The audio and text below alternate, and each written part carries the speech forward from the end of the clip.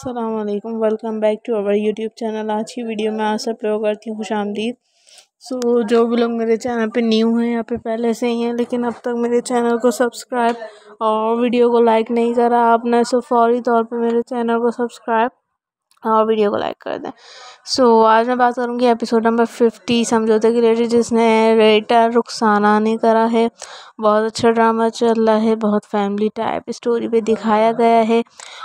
एक बूढ़े वालिद के ऊपर ये स्टोरी बनाई गई है कि किस तरीके से जब किसी की वाइफ की डेथ हो जाती है तो उन बूढ़े वालिद की ज़िंदगी किस तरीके से मुश्किल होती चली जाती है और वो किस तरीके से अपनी औलाद की, बेटों की, बेटी की बदसलूकी, बदतमीज़ी कैसे बर्दाश्त करते हैं और कैसे बेसिकली पूरे घर को लेके चलते हैं। ये तमाम चीज़ें पूरे उस ड्रामा में बेसिकली दिखाई गई हैं और बहुत ही फेमस ये ड्रामा चल रहा है और इसकी स्टोरी उससे भी ज़्यादा फेमस है। अब आप लोग ये बेसिकली आने वाले एपिसोड नंबर 50 में बेसिकली देख क्या सकेंगे समझौता में। वो भी मैं आपको बता दूं तो बहुत ही अच्छा, ये यूनिक और इंटरेस्टिंग स्टोरी है। इसकी पूरा ड्रामा एक अलग स्टोरी पेश कर रहा है। तो इस आने वाले एपिसोड में बेसिकली शाहिस्ता लोधी और जावेद शेख के दरमियान बहुत सी नाख्तलाफ बेसिकली लड़ाई झगड़े होंगे, क्योंकि जावेद शेख ने तो बेसिकली अपनी बेटी से कह दिया था कि किस तरह से वो अपनी बेटी की किस अच्छी जगह शादी वगैरह करवाना चाहते थे। उन्होंने रिश्ता लगाया, हर कोशिश ये की कि वो अपनी बेटी की अच्छी से अच्छी खुशियाँ देख सकें, उसकी अच्छी से अच्छी शादी कर सकें। उसके लिए उन्होंने बहुत सी जद्दोजहद, बहुत सी मेहनत, बहुत चीज़ें करी, लेकिन आखिरकार वो नाकाम हो जाते हैं कि उनकी बेटी जो किसी एक ऐसे लड़के के कहने में आ जाती हैं जो कि बहुत ज़्यादा फ्रॉडी होते हैं।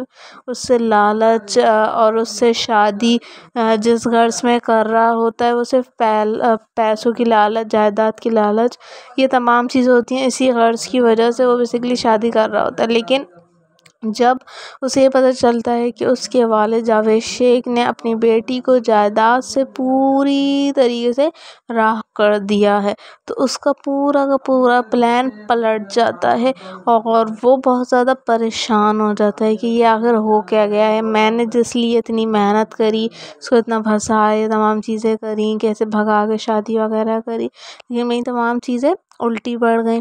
और जो लड़के के वालिद होते हैं सही फैज़ान के, तो वो बेसिकली और भी ज़्यादा उससे गुस्सा होती है, क्योंकि वो अपनी बेटी की फितरत से जानते हैं कि वो कोई मोहब्बत वगैरह उससे नहीं करते। उसने सिर्फ और सिर्फ पैसे की लालच और दौलत की धुन में आके हवस में शादी करी है उससे।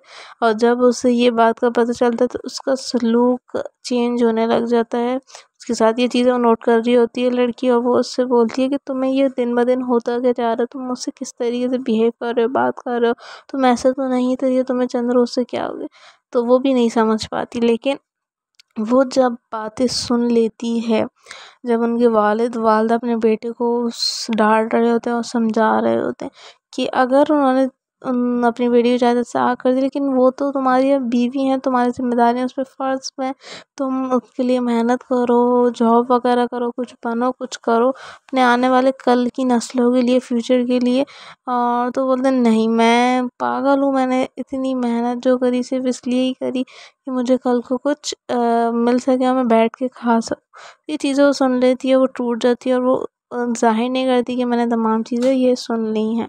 वो ऐसे ज़ाहिर करती है कि मुझे कुछ भी नहीं पता, और बिल्कुल नॉर्मल वो ज़ाहिर करती है सही। लेकिन वक्त गुजरने के बाद उसे ये एहसास होता जाता है कि जो मैंने बेसिकली फ़ैसला करा है वो गलत है और वो ठीक नहीं है। तो वो अपने वालिद के पास जाती है, किसी न किसी तरीके से अपने भाइयों से रब्ता करती है, माफ़ी मांगने की कोशिश करती है, लेकिन उनके वालिद एक नहीं सुनते। उनकी तबीयत और भी मज़ीद बिगड़ जाती है जब जब उनको अपनी बेटी की याद सताती है या उनकी बेटी अपने वालिद जावेद शेख से रब्ता करने की कोशिश करती है। दूसरी जानिब उनका बड़े बेटा बहुत ज़्यादा बदतमीज़ी करता है अपने वालिद से, और वो आखिरकार माफ़ी मांगते, लेकिन उनके वालिद उसको भी ज़्यादा साफ़ कर देते हैं, कभी माफ़ नहीं करते।